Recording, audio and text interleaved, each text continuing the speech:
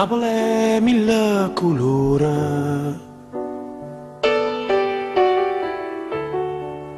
Napoli è mille paure, Napoli è voce e creatura che sai chiano chiano e tu sai che non sei sola.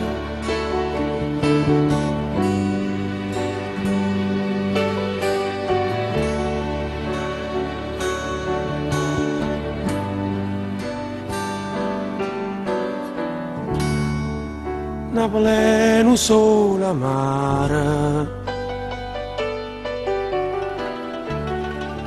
Napoli è adore mare, Napoli è una carta sporca e nessuna se ne importa e ognuno aspetta sciorta.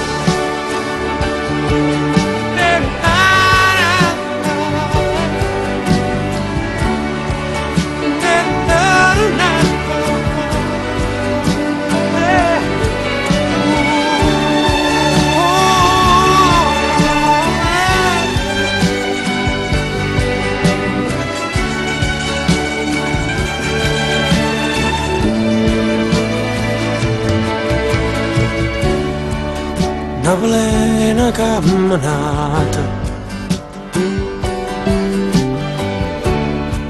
rende viga mia salata.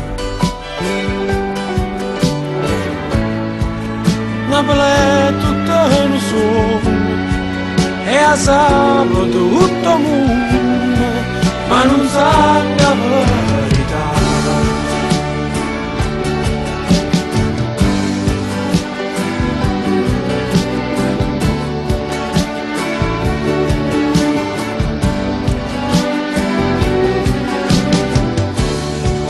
Napoli è mille colori, mille paure, Napoli è un sole amare, Napoli è adore mare, Napoli è una carta sporca e nessuno sa mai. Napoli è una camminata, Napoli è tutto un sogno e a sabato tutto il mondo. Napoli è mille colori, Napoli è mille paure, Napoli è un sole amare, Napoli è una carta sporca.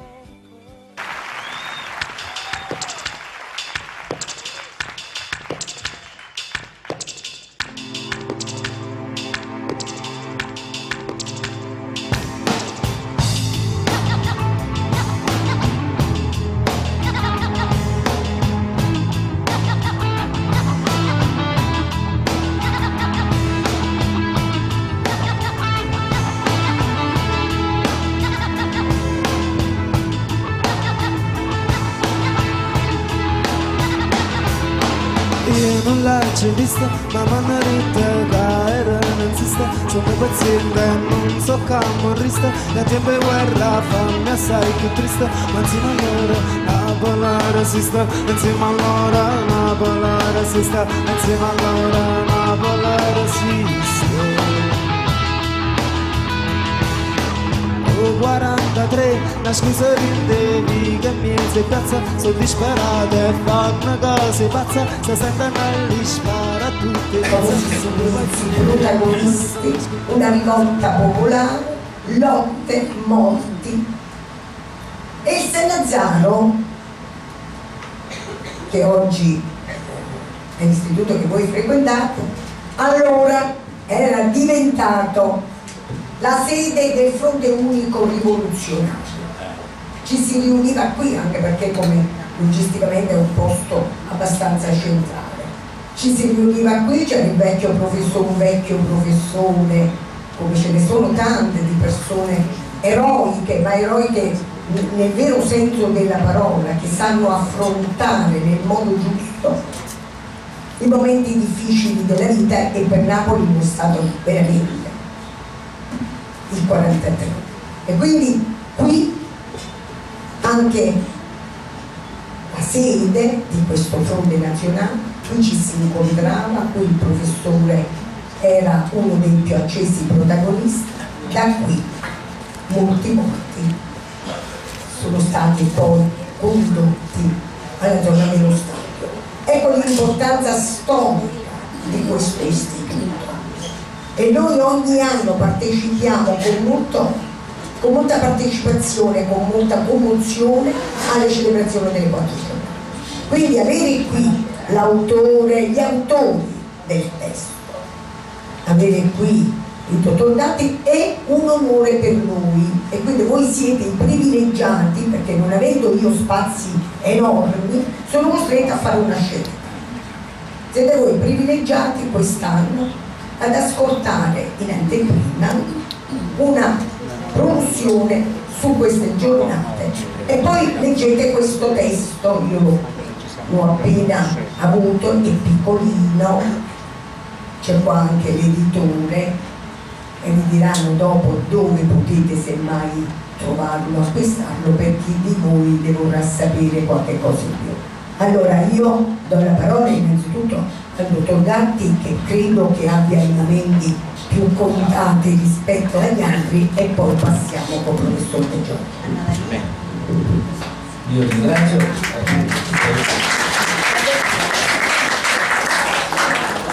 Ringrazio per l'invito che ho ricevuto, e mi scuso se sono costretto ad allontanarmi, perché purtroppo per me è una giornata lavorativa e la mattina sono impegnato in tribunale. Volevo suggerire ai ragazzi, che ovviamente sono molto curiosi e abituati a navigare in internet, di guardarsi un poco intorno, perché noi abbiamo una piazza 4 giornate che conosciamo perché c'è la stazione del metro, lo stadio Collana, abbiamo in Piazza della Repubblica giù dove c'è il consolato americano, il monumento allo Scugnizzo. Sono tutti punti di riferimento, insieme ad altre targhe che sono un po' sparse nella città. Per esempio ce n'è una a via Santo Stefano, a via Belvedere, di fronte alla masseria, la masseria Pagliarone. Ce n'è un'altra a via Sturzo, vicino a Antignano, dove ci sono le cosiddette case puntellate. Cioè ci sono dei posti della città che dovrebbero incuriosire chi abita in città e chi gira per queste strade, a chiedersi: ma piazza 4 giornate, che significa 4 giornate? Il monumento allo Scugnizzo, perché hanno fatto il monumento allo Scugnizzo? Gli Scugnizi in genere sono visti negativamente, un monumento anche importante, perché l'ha fatto Marino Mazzagurati, che alla fine degli anni 60, che ha il pregio di essere poi decorato in tutti e 4 i lati, per cui da qualsiasi parte si arriva a seguire questo monumento non si può evitare la visione di questo monumento. Allora dovrebbe venire spontaneo ognuno di voi chiedersi: ma che sono queste cose?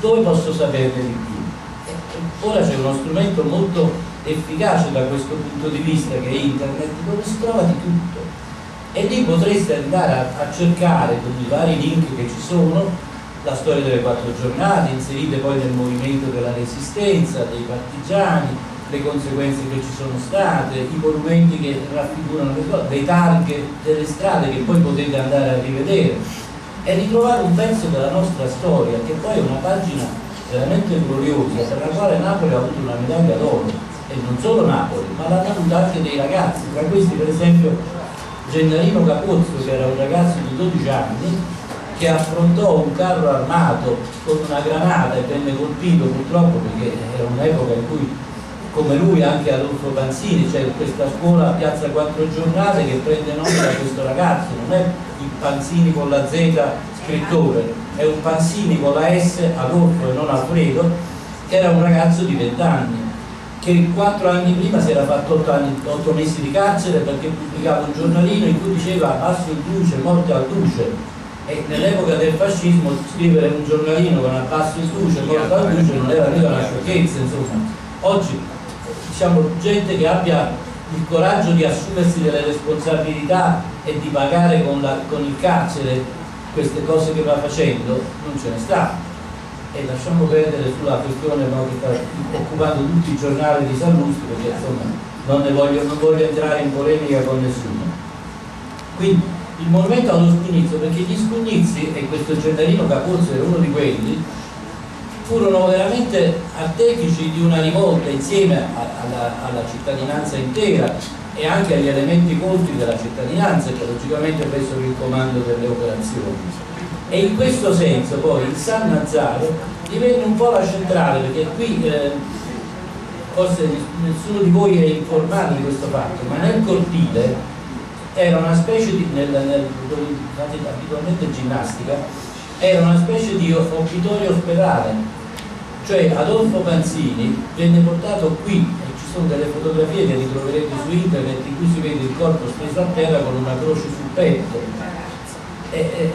Diciamo, sono scene che voi dovreste recuperare nella vostra memoria proprio per sapere quello che hanno fatto, diciamo, dei giovani della vostra età, più o meno. Rosso ne aveva 20, ma Gennarino Capozzo ne aveva 12, per portarci al punto in cui siamo oggi, cioè di vivere in un paese libero dove ognuno può esprimere le sue idee, dove ognuno è libero di fare quello che vuole, e non sempre questa libertà poi viene usata convenientemente. Quindi dicevo, il San Nazzaro è un luogo dove noi ci troviamo e dove io ho fatto i miei anni di liceo, sono passati 50 anni oramai, quindi è una memoria molto lontana, però è un luogo privilegiato per noi, perché è il luogo dove si è svolto una parte di questa storia napoletana che per noi deve costituire veramente un ricordo prezioso. Ora ho appreso questo fatto del corteo, mi fa piacere che venga ricordato, perché ho notato che diciamo dai giornali, dalla televisione, dai programmi non se ne parla proprio, come se la cosa dovesse passare sotto silenzio, mentre invece sono momenti importanti. Allora ci sono state le 5 giornate di Milano, che ovviamente tutti quanti conosciamo, ma non è che dobbiamo fare la gara 5 giornate, 4 giornate, qua in effetti le giornate non si sa bene se partono il 27, perché la rivolta del Pagliarone è del 27, però arrivano fino al 30 oppure al 1° ottobre, perché in effetti la liberazione della città avvenne il 1° ottobre, quindi logicamente non sarebbero 4, sarebbero poi 5 se le vogliamo contare. Vabbè, comunque al di là ora del numero, però sono momenti di storia che ci dovrebbero riguardare da vicino, visto e considerato che nessuno se ne occupa a livello nazionale, non se ne parla proprio. Di qui da ora vorrei stimolare la vostra curiosità, dopo che noi ci siamo visti questa mattina e avete magari avuto occasione di sentire dal professore delle notizie interessanti sul fatto storico. Se avete occasione di leggere il libro, probabilmente avrete anche lo spunto per rendervi conto di come si può fare una storia romanzandola, perché la bravura di questi due autori è stata quella di inserire fatti storici in una storia che diciamo è un romanzo, due persone che si incontrano a una conferenza, che poi non c'è perché il conferenziere non arriva, per fortuna stamattina noi siamo venuti, quindi la conferenza si fa, anche perché io considero che la classe che è stata lasciata sopra, che aveva fidato sul fatto che oggi si sarebbe venuta a vedere qui e quindi non si era interrogati, magari viene interrogata e forse qualcuno non era preparato e chissà che succede, speriamo niente. Io direi, proporrei un'amnistia per rievocare le 4 giornate. Comunque, al di là di questa nota curiosa, dicevo, bisognerebbe andare a visitare questi siti proprio per approfondire queste tematiche, e leggendo il libro vi accorgerete che queste due persone che si incontrano a questa conferenza mancata, una è una giovane ragazza che insomma è andata per sentire parlare di questa storia, dove potreste andare voi, andiamo a vedere di che si tratta. L'altro è un reduce che ha vissuto le 4 giornate e che ha scritto un diario.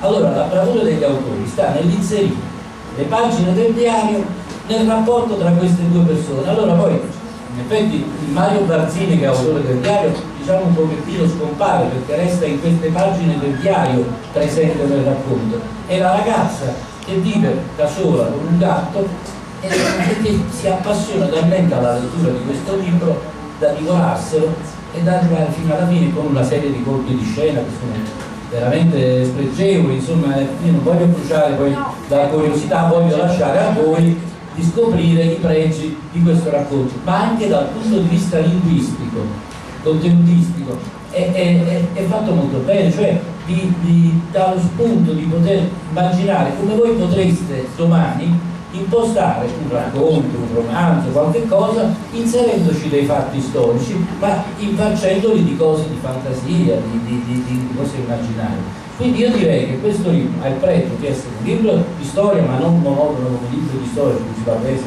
insomma, certi libri di storia sono proprio santucci, insomma. E quindi è abbastanza vivace, è di facile lettura, è piacevolissimo, si legge tutto quanto insieme, tra l'altro è anche piccolo, quindi insomma.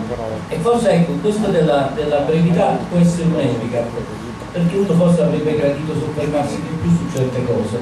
Ci sono episodi che vengono appena accennati, allora per esempio la storia di Adolfo Panzini, che era andato a tagliare i cavi che collegavano il comando tedesco. I tedeschi avevano nello stadio Collana, che si chiamava Stadio Vittorio, avevano una sorta di campo di concentramento, c'erano dei prigionieri che avrebbero dovuto poi essere uccisi, e Adolfo Panzini con un gruppo di ragazzi cercò di tagliare i fili che collegavano le radio, i telefoni, diciamo, dello Stadio Vittorio con il comando tedesco, per interrompere i collegamenti e quindi impedire la possibilità di far sopravvenire truppe di aiuto.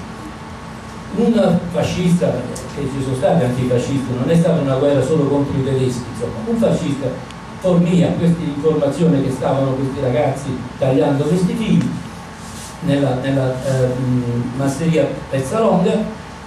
I tedeschi presero una scala, raggiunsero la masseria, a quel punto il gioco era facile perché i ragazzi stavano chiusi nella masseria, vennero uccisi tutti quanti, e anche Adolfo Panzini. Quindi sono pagine di storia che bisognerebbe approfondire per conoscere questo scugnizio, ripeto, di 12 anni. Si poteva fare uno scugnizio di 12 anni, ha fatto qualche cosa, si è preso una medaglia d'oro. Io non so se alcuni di voi potranno prendere una medaglia d'oro ai Giochi Olimpici magari, ma certamente io mi auguro che non la debbano prendere per ragioni militari. Insomma, viviamo già in una situazione abbastanza difficile, ci manca solo la guerra, anche se qualcuno sostiene che forse la guerra potrebbe essere una cosa possibile. C'è qualcuno che lo pensa, ma io spero che inizi a lei. Ora vi chiedo scusa se mi devo allontanare e vi auguro una buona mattinata e un proficuo lavoro. Fate pure delle domande al professore e alla signora Ida, che sono sicuramente disponibili a darvi tutte le risposte. Se volete approfondire certe tematiche ci saranno i vostri professori di storia che saranno in grado di darvi tutto l'aiuto anche bibliografico. Ripeto, però internet da questo punto di vista è una fonte inesauribile di informazioni. Vi auguro invece buon lavoro, leggete il libro e poi vabbè. Grazie per la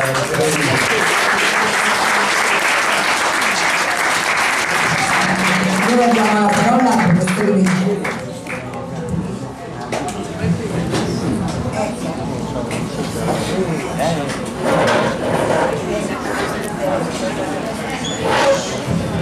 Allora, abbiamo ascoltato il dottor Gatti, il quale ha detto delle cose interessanti.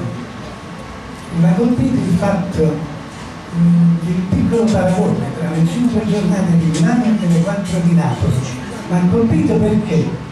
Perché proprio pochi giorni fa ho sentito 2 uomini per la strada, 2 napoletani del popolo, che parlavano di queste cose. Muovere nei 4 giornate, diceva l'altro, dice, ma che lei Milano si parlò ogni anno, delle nozze non se ne parla mai. E quindi rispondeva, perché quello sono state più assai. Era una cinque. Quindi vedete un po' certe realtà della storia, ecco, come vengono tergiversate, e dire che della storia di Napoli c'è tanto da raccontare, da studiare, da capire, perché poi questa città è stata sempre la stessa. Laddove magari si piange si ride pure, e dove si ride si piange. Quindi e abbiamo scritto tante pagine di storia nella storia del mondo, ma la pagina più bella, più importante è quella delle 4 giornate, perché Napoli è stata la prima città a insorgere contro il nazismo. Pensate, dopo anni di sacrifici e di stenti, a Napoli arrivavano solo aeroplani pieni di bombe che ci colmavano, ecco, di tutte le cose peggiori. Arrivavano piogge di bombe, 500 aeroplani americani sul cielo di Napoli. Tant'è, io ero un bambino in quei tempi, avevo 8 anni, e mi ricordo che correvamo al ricovero per un fatto psicologico, con le mani sulla testa, come se piovesse, uno si deve riparare. Ci riparavamo da una pioggia di bombe. Abbiamo visto morire gente, persone veramente colpevoli. Non abbiamo più dimenticato e lo raccontiamo sempre quando si dà l'occasione.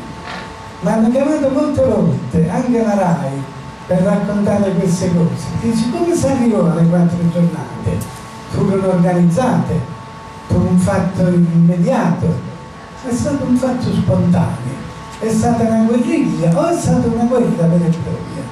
Che dopo l'8 settembre, dopo l'armistizio, siccome non se ne poteva più, si sfasciò tutto l'esercito. Allora chi ha combattuto? I ragazzi come voi e i bambini hanno combattuto, hanno dato la propria vita. Ci fu un bambino che morì, disse: dicite in cella a papà che io moro per salvare Napoli e l'Italia. Cosa bellissima, insomma.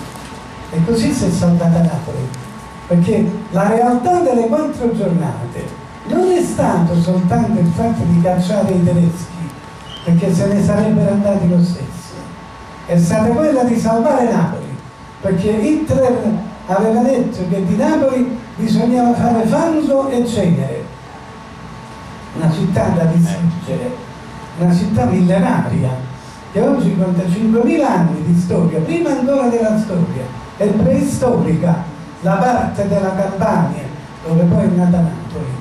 Quindi si doveva bruciare tanta storia, tanta cultura, tante bellezze dell'arte che noi avevamo ed abbiamo. Questa città noi ce la dobbiamo portare nel cuore, cara, perché noi siamo gli interpreti di questa città meravigliosa che purtroppo spesse volte viene gettata nella pattumiera, nella spazzatura.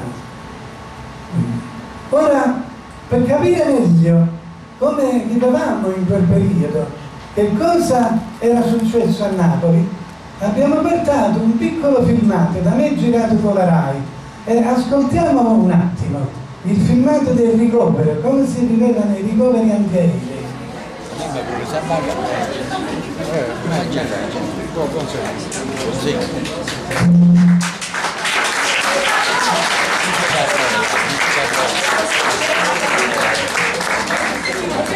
Avete potuto avere un'idea, magari una piccola idea, però questa era la vita in quel tempo a Napoli. Siamo nel 1943, quindi subito dopo poi cominciarono i bombardamenti tedeschi che entrarono gli americani a Napoli e complessivamente Napoli, detta napoletanamente, acchiappai 150 bombardamenti, quindi, e furono sganciate migliaia di bombe, quindi è una cosa terribile.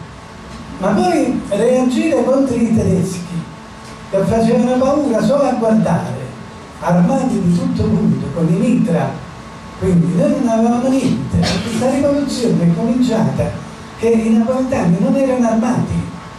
Dopo l'8 settembre, voi sapete, c'è stata l'armistizio, è vero? Lo sapevate questo?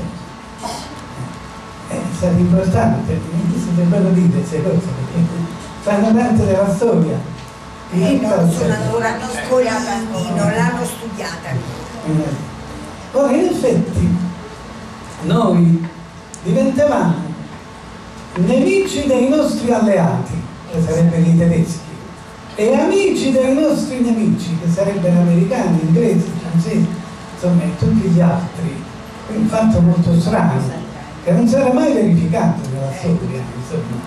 E come si doveva fare? Perché poi ci trovavamo dei nemici in casa, il che era pericoloso per tutta l'Italia, tra l'altro.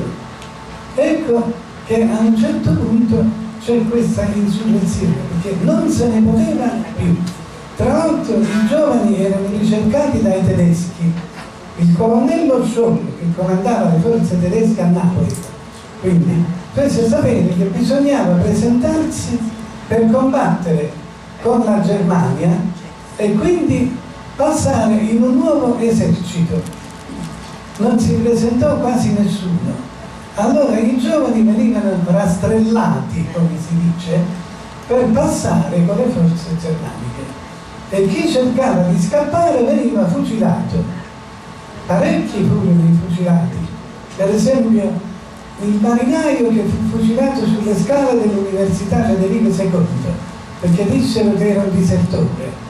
Altre persone furono fucilate sulla salita della Camera di Commercio, sulle scale da quelle parti. Poi ci furono uccisioni varie, poi vollero incendiare l'università, pensate, come avevano fatto precedentemente nel Novano, che avevano bruciato una villa che conteneva, erano stati portati in questa villa una quantità di reperti che partivano dall'epoca ducale, quindi siamo nel VII secolo, fino al 1500. Furono bruciati 5 milioni di reperti, un danno terribile, insomma, un danno terribile per la storia. E la stessa cosa volevano fare per l'università, gloriosa Università di Napoli, che praticamente quando si dice che sappiatelo, che non è vero che noi veniamo dopo tanta altra gente, l'università, ma quella è Bologna, fa un altro, dice no, è Padova, è Napoli, ma non perché l'ha fatta Federico II, ma perché ce l'avevamo dall'epoca romana. Noi avevamo l'Accademia di Metronate, che si trovava alle spalle di Piazza San Gaetano, che fu la prima università nel mondo intero, ma non se ne parla mai. Come tante cose napoletane non si dicono. Perché? I perché sono tanti. E bisognerebbe andare a vedere l'Unione d'Italia. Tutto quello che tenevamo noi se l'è preso il nord e ci hanno trattato come una conquista coloniale, al di là di tante bugie che si sono dette e si dicono ancora. Ora la storia è una catena e la catena va avanti e porta argomenti diversi, argomenti nuovi. La nostra posizione geografica è importante assai e lo è stata sempre, per cui durante il secondo conflitto mondiale noi eravamo una base tedesca. La seconda guerra mondiale si è perduta dopo la battaglia di El Alamein in Egitto. Perdendo quella battaglia ci trovavano gli inglesi e poi gli americani, che intanto erano entrati anche loro in guerra, che facilmente raggiungevano il meridione italiano con gli aeroplani. Quindi venivano dai portaerei, venivano da Casablanca, venivano da Malta. E pensate che noi avevamo 5.000 paracadutisti della divisione Folgore che dovevano essere paracadutati a Malta, che invece furono mandati a combattere come fanti.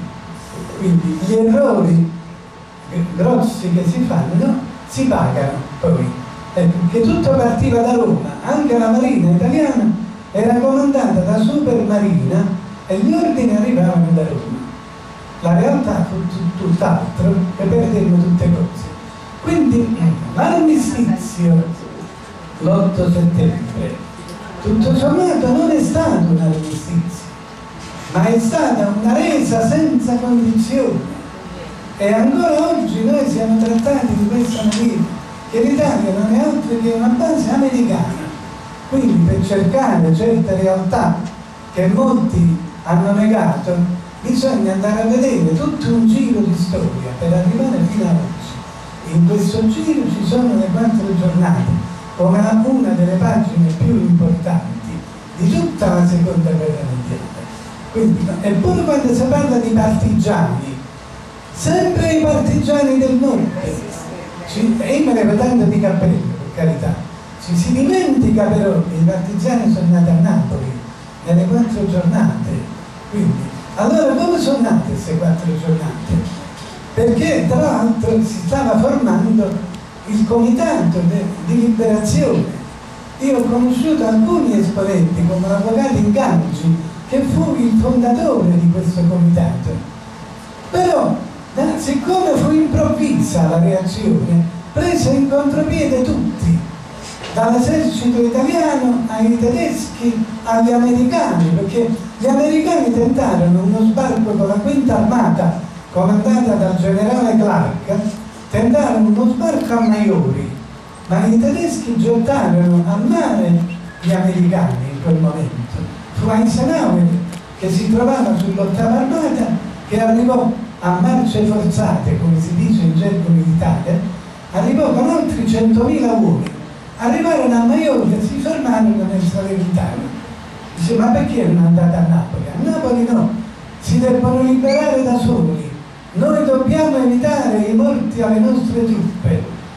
Voi volete evitare, noi dobbiamo morire. Questo era il ragionamento degli alleati, dei nuovi alleati.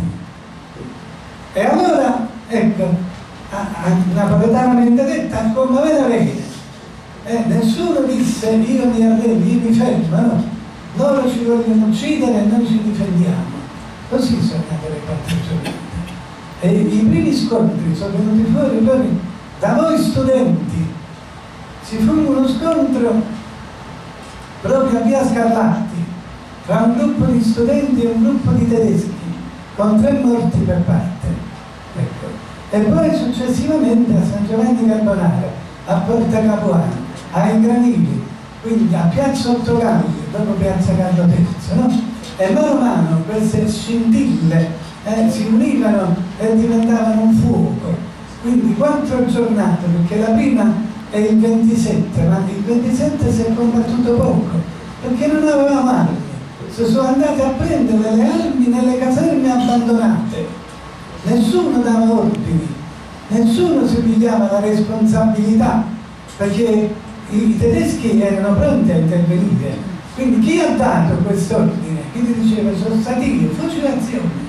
Allora i generali non comandavano più niente, gli ufficiali nemmeno, i soldati sbandati pensarono di scappare, e giustamente d'altronde. Ecco che molti di questi soldati cercavano di raggiungere le loro famiglie, qualcuno che non ci riuscì si unì ai partigiani. Allora, prendendo le armi dalle caserme, e la prima caserma che fu saccheggiata fu la caserma di San Via Foria, che era il distretto militare, oggi è la caserma Garibaldi, che è diventato ufficio per gli avvocati, perché ogni giorno se va e si viene. Allora invece c'erano i partigiani che andavano a saccheggiare armi e poi logicamente cominciarono a combattere. Allora ci furono scontri dappertutto. Ecco, il dottore ha citato Panzini, infatti, giovane e glorioso, che morì, il papà pure che capeggiava un gruppo di insorti a Pensalonica, e la parte importante fu proprio lo stadio che oggi si chiama Collana, che quello è uno stadio fascista invece, si chiamava il Campo Vittorio.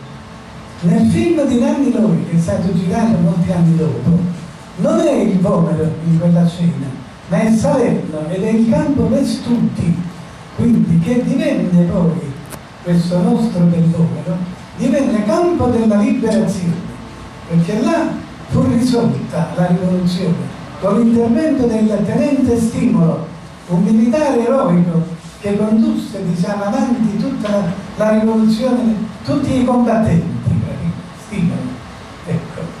E dopo tutti i morti, i partigiani morti al Vomero, furono sepolti nello stadio. Nello stadio io mi ricordo che nel 1946, durante una delle partite importanti del Napoli, ecco, se ne cadde una tribuna, tanta era la folla, e uscirono questi morti da sotto. Ecco che poi si dettero denne sepoltura nel cimitero di Napoli. Una piccola cosa, un ricordo personale. Il Napoli, la squadra di calcio che sta andando molto bene in questo momento, è vero, dopo la guerra cominciò a giocare nell'Orto Botanico, pensate, e si allenava nella piazza del Mandracchio, in rimpetto all'università, in uno di quei libri c'era una piazza Là il Napoli ha cominciato i suoi allenamenti, poi passò all'Orto Botanico, poi passò sul Vomero. E così è andata la situazione.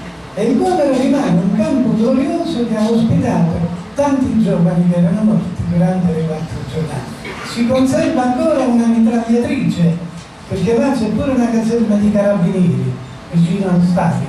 Quella mitragliatrice ha sparato proprio sulla tribuna del Vomero, dove vedremo il filmato e quindi avremo modo di capire come sono andate le cose. Allora, durante questo momento veramente epico, ci furono atti di valore, ci furono ragazzi che affrontarono i carri armati a viso aperto, senza ripararsi, ci furono persone che con le bombe a mano salirono sul carro armato e le gettarono dando un blocco. Quindi hanno fatto delle cose veramente meravigliose, insomma, sapendo di morire. Ecco, come Gennarino Capozzo, Filippo Illuminato, Pasquale Formisani, che sono tutte medaglie d'oro, ecco, che erano ragazzi come voi.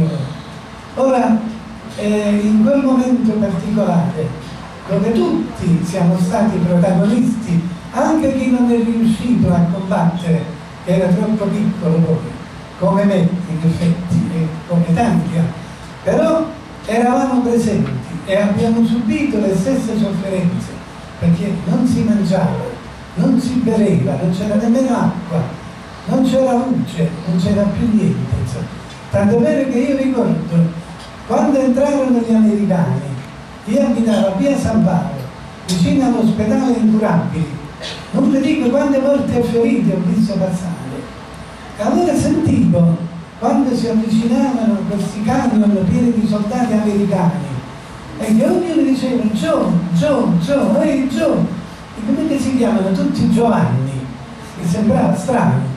Joe, dare a me le sigarette, Joe, caramelle, cioccolata. E ci fu un tale, io l'ho sentita, che disse Joe, come chi ti morto cerise, tenga fame, per dire. E allora praticamente cominciamo finalmente a mangiare qualche cosa. Quindi poi arrivarono le patate, arrivò la polvere di latte, la polvere di piselli, insomma tutti i polvere, ecco, che era mandato per i soldati. Allora si è detto poi dopo, ma se non erano gli americani, chi ci hanno dato a mangiare? Non è vero. Dice, perché non è vero? Perché l'abbiamo pagata questa cosa. A parte che l'abbiamo pagata come territorio, che siamo diventati una base americana, vedi ancora oggi con la NATO, ecco, ma noi l'abbiamo pagata perché in America furono portate migliaia e migliaia di opere d'arte e trafugate dai musei, quindi per cui hanno fatto un calcolo approssimativamente, sono più di 8.000 miliardi che noi abbiamo sborsato negli anni successivi a quelli della guerra. Ecco, quindi noi solo, non sei napoletano perché si sta parlando napoletano, una cosa di Napoli, non ci ha dato niente, siamo stati noi che hanno salvato Napoli, questo è che serve dire.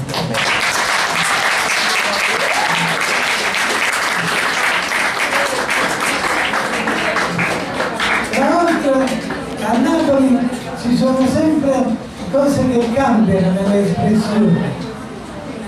Siccome i vigili del fuoco sono stati eroici, hanno salvato una quantità di persone, loro venivano avvisati quando giungevano le incursioni americane, avevamo gli avvistatori nel cimento che trasmettevano, e allora una decina di minuti prima che venisse l'incursione i vigili del fuoco erano avvertiti e con i camion pieni d'acqua si portavano nei punti nevralgici di Napoli per spegnere gli eventuali incendi. Avevano l'elmetto brunito in testa, allora quando si vedevano uscire questi vigili del fuoco, la gente esclamava: sono asciutti i pupilli, sono asciutti i capi di ferro, le teste di ferro con l'elmetto, fuim! Allora non si capiva più niente, per la strada era una fuga a chi arrivava prima nel ricovero. E difatti in questa fuga nel ricovero di Piazza San Gaetano il 20 febbraio del 43 morirono 72 persone, perché si trovava una vecchietta che cadde sulla scala, quella scala che avete visto nel filmato, e rotolarono più di 150 persone. Ne morirono 72. E quanti altri morirono poi in altri ricoveri, insomma. È stato un eccidio. Quindi potrei continuare per intere giornate, ma non vi voglio tediare, se no diventa troppo lungo. Che i ricordi tornano alla mente e uno tira l'altro. Vi voglio dire solo questo, che noi dobbiamo dire grazie a quei ragazzi che ci hanno salvato. Hanno salvato Napoli, hanno salvato anche noi stessi, almeno quelli della mia generazione. È stato un atto eroico. La medaglia d'oro che abbiamo meritato tutti, anche voi di oggi, è giustamente legittima e ci spettava, perché Napoli non può morire e dobbiamo dire viva Napoli!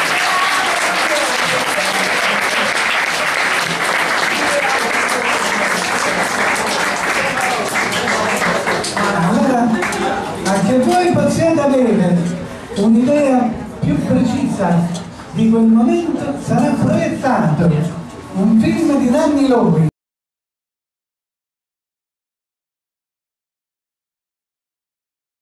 Prunelle noce, noi non contiamo niente di pace, ma se chi ci comanda non ci piace, noi non ci stiamo zitti, alziamo voce.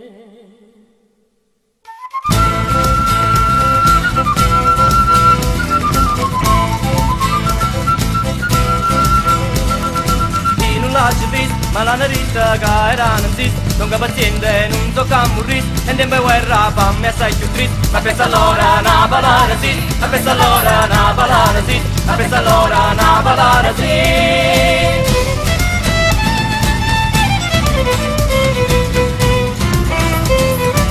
43, rinchiusi rindevi che mi è sempiato, sono disperate e fanno cose fatte, si sentono li spara a tutti i viti, non che vagliune, Napoli sono che spugniti, non che vagliune, Napoli sono che spugniti, non che vagliune, Napoli sono che spugniti.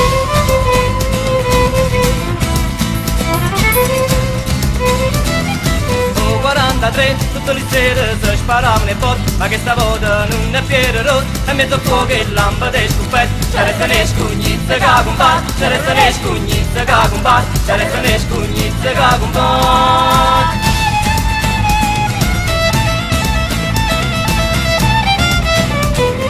Per 4 giornate in un treno fucile voto e freddo, ma quando sta città si è liberata, vedi che le quartieri a fascio morto, c'è resta ne scugnizza che sono morto, c'è resta ne scugnizza che sono morto, c'è resta ne scugnizza che sono morto.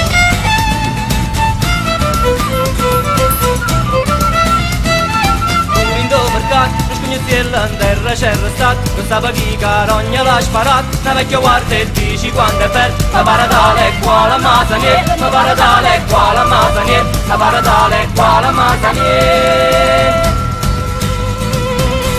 Nanero nanna, nanero nanero nanero nanna, nanero nanero nanero nanna, nanero nanero nanero nanna, nanero nanero nanero nanna, nanero nanero nanero nanna, nanero nanero nanero nanna, nanero nanero nanero nanna, nanero nanero nanero nanna, nanero nanero nanero nanna.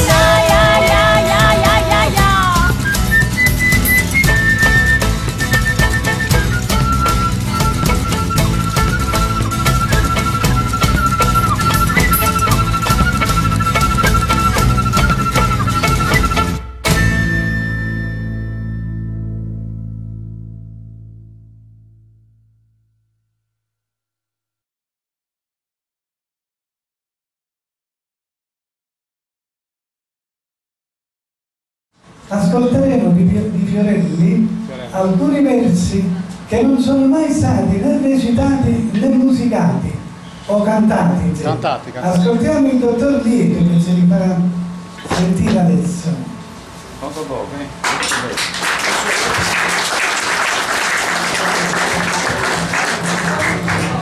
Allora, io sarò veramente molto breve per non suppliziarvi. Sempre il Fiorelli è l'autore è conosciuto soprattutto da noi napoletani per una canzone che qualcuno di voi avrà sentito, Simbi Napola Paesà, perché dice che avuto e chiarata, rata, scrutandoci passata, Simbi Napola Paesà, che contrariamente alle apparenze è una canzone politica, però non possiamo fermarci su questa. Voglio soltanto dirvi che i poeti napoletani all'indomani della all'indomani dell'arrivo degli alleati a Napoli si divisero in due schiere contrapposte ideologicamente. C'erano quelli che ebbero finalmente la possibilità di dire la propria e di rialzare il capo dopo 20 anni di dittatura, ma ci furono anche quelli che continuarono a essere attaccati nostalgicamente a un passato ormai terminato. Tra questi ultimi, giusto per non fare nomi, sarebbe il caso di ricordare per esempio Nicolardi ed Armadio, gli autori di Camuriata Nera, canzone anche questa scritta nel 1944 e che però rappresenta Napoli per il suo lato peggiore, per la prostituzione dilagante che ci fu con l'arrivo degli alleati.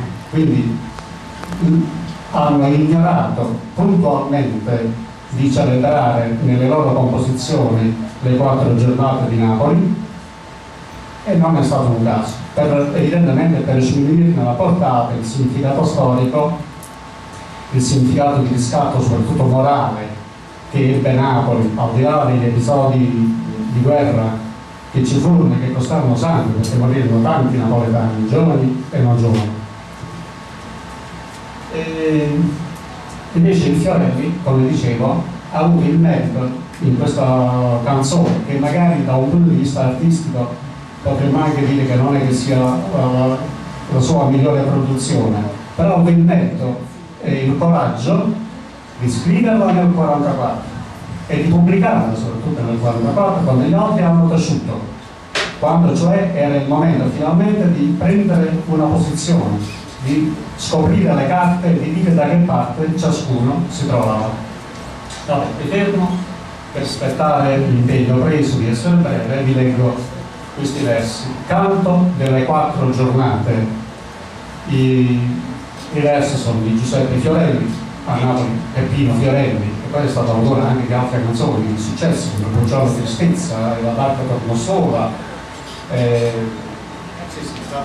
in molte altre canzoni. La musica della canzone è di Giuseppe Anepeta, che è stato celebre direttore dell'orchestra napoletano e poi era cognato del Fiorelli. Un aspetto un po' poco allegro. Sono sepolti insieme, nel senso che uno sta al piano di sopra e al piano di sotto nello stesso punto, cioè non si sono lasciati neanche la morte. Canto delle 4 giornate. Nell'ora più tremenda di questa guerra orrenda, il popolo di Napoli fu grande, scacciò dalla sua terra, già martire di guerra, un barbaro ed un servo in 4 dì. Il patriota delle 4 giornate è il leggendario che il suo sangue ha donato alla Napoli sua amata nel vederla calpestata. O il patriota, occhio ai nemici della patria, questo è il tuo grido, Italia e libertà. Sulle ore dei caduti, sui tanti trucidati, un patto sacro, un giorno si è giurato di avere il nostro onore, rinascere nel cuore e morte al Giuda traditore. Il finale dice che il patriota delle 4 giornate è quel patriota che ha temperato il suo cuore nella febbre dell'ardite, nella legge dell'onore.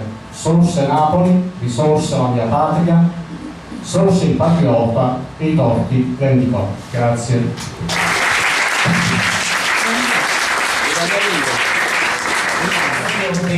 tantissimo di ragazzi guaglioni come a me, e avrei tantissime cose da dirvi. Chiaramente non vi dico niente, soltanto una. Il 28 settembre del 43 mio padre viene preso dai fascisti a Piazza della Borsa, in quanto direttore della banca commerciale non vuole dare le chiavi della cassaforte. Sono portato un momento in Germania, da dove tornò dopo parecchio tempo, grazie a Dio, a piedi.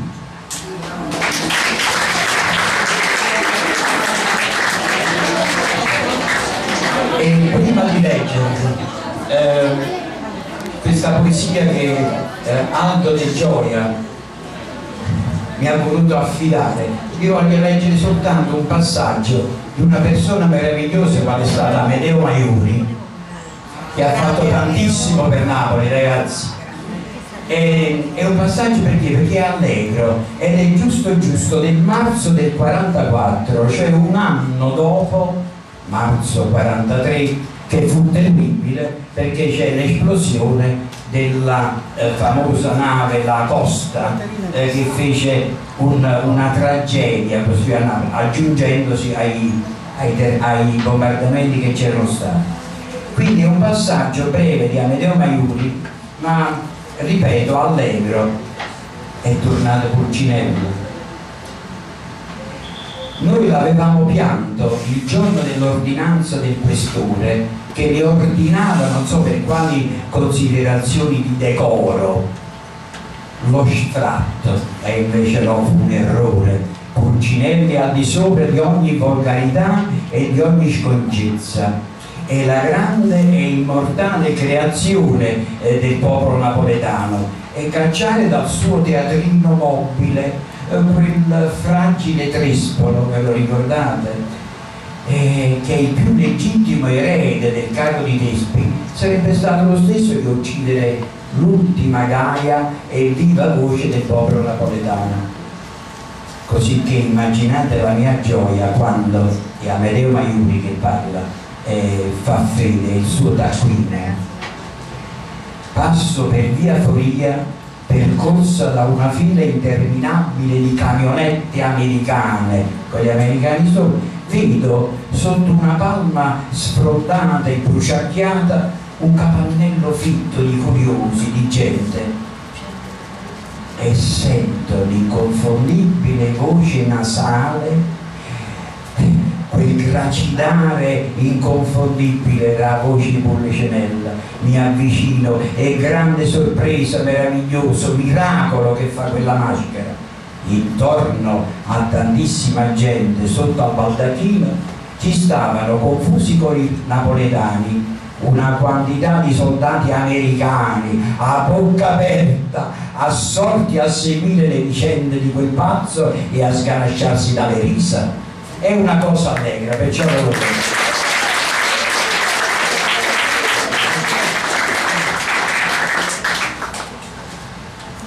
Ed è un anno dopo, giusto, del 43, perché come vi ho detto è il marzo 44.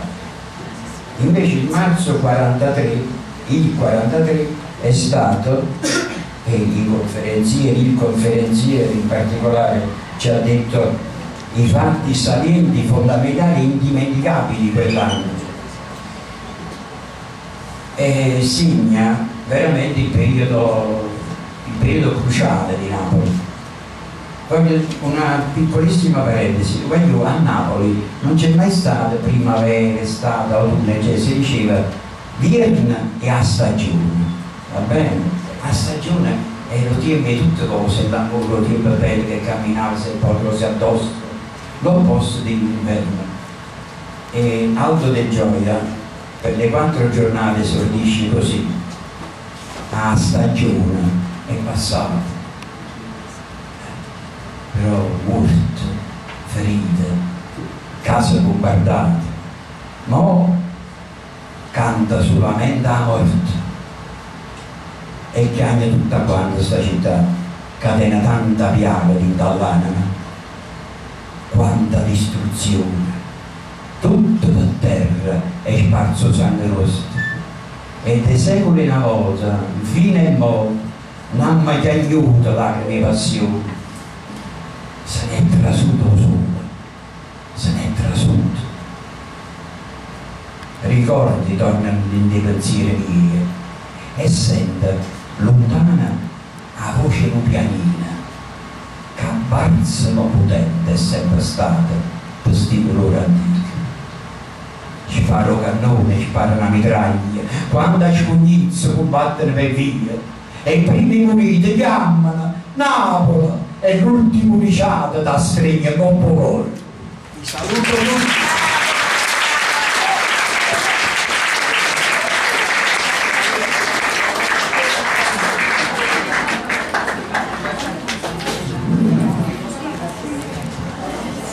Allora chiudiamo questa conferenza. Avete visto il marinaio che è stato fucilato sulle scale dell'università ed io scrissi una poesia. Di questa poesia c'è una lapide nel porto di Napoli, nella stazione marittima, che ricorda quel giovane che morì tragicamente il 12 settembre del 43. Capille ricci, la faccia bruna e l'occhio nere. Passai poetti filo e fui fatale, perché alla via non sono manetta vita, mezzo lo scalone e l'università. Ma statela, sono soldata e tornerà a Vicenza. Vado in caserma e sono franca ancora. Caput, dicettero i tedeschi, e subito rinchiettere mazzate senza sapere che se ne faceva. Olimà! Gridai, guarda mamma mia, non m'accerite, non sono un disertore. A raffiche mitraglia, upiglia in pietta, tanta valeva fosse morta a mare. Povera Maranata, teneva vinto un anno. Chiagnetta Napoli, senza vicianà. Mese in macerie le case bombardate, sentettero grida di libertà. Quante giornate facettero una guerra, o sangue sopraglione Maranata. Soldato ignoto, resta senza nome, ma è ricordata per l'eternità.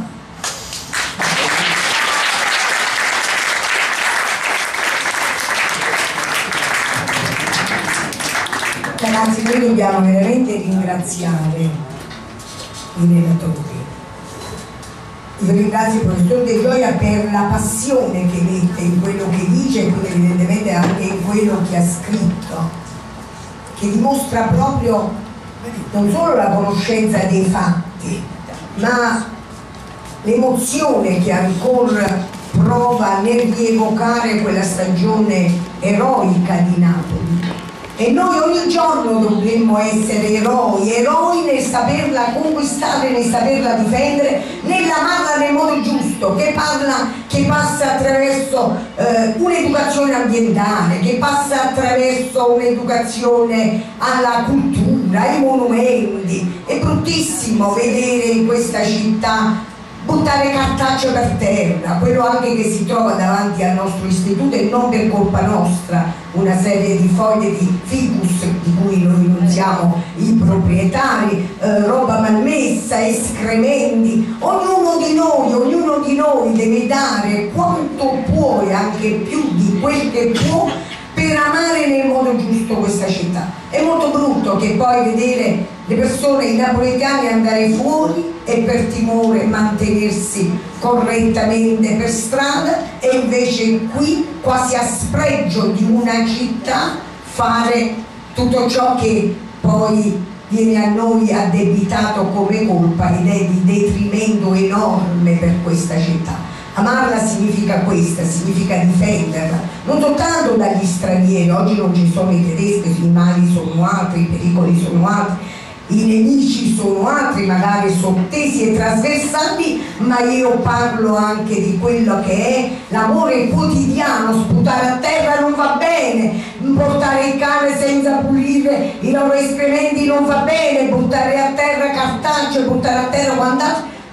nella città, nella scuola o quant'altro significa non avere senso di appartenenza, significa non amarla, ed è molto grave tutto questo. Ecco perché io ospito sempre con enorme piacere persone che amano innanzitutto Napoli e che nel ricordo del passato, questo lo diceva anche Leonora Pimentel Fonseca, lo diceva prima ancora Virgilio, attraverso gli altri noi dobbiamo imparare a ricordare quei tempi, ma a far rivivere anche l'eroismo di quei tempi.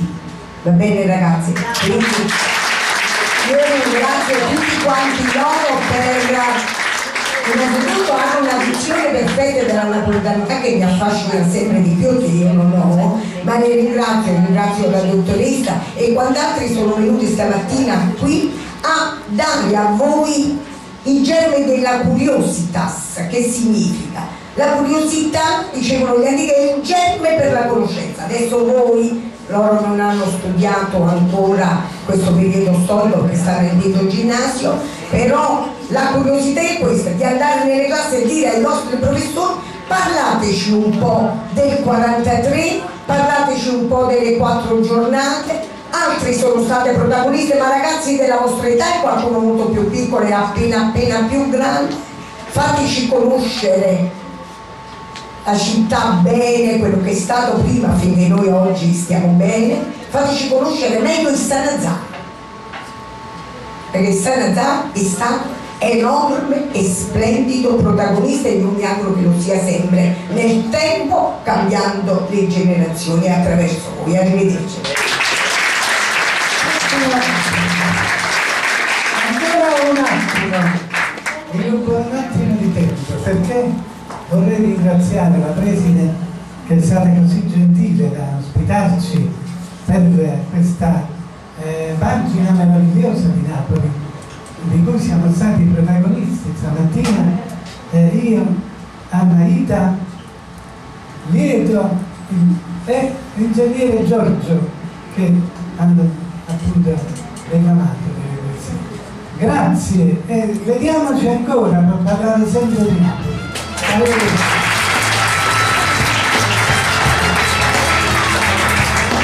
Oh 43, tutte le sere si spara le botte, ma questa volta non è per rotta, e mezzo foglio, lampada e scoppetta, saperanno scugnizza che combatta, saperanno scugnizza che combatta, saperanno scugnizza che combatta.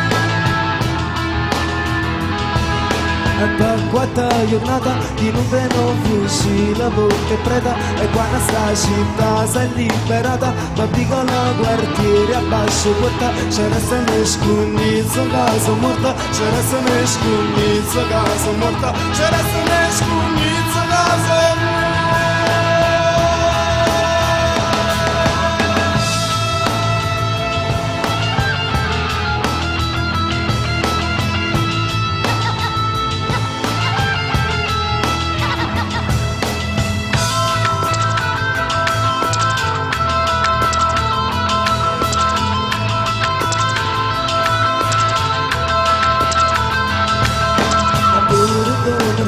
Mi scunezzella terra c'era stata, che stava qua carogna l'ha sparata, la vecchia guardia dice quanto è bella, ma paradale qua la masanella, ma paradale qua la masanella, ma paradale.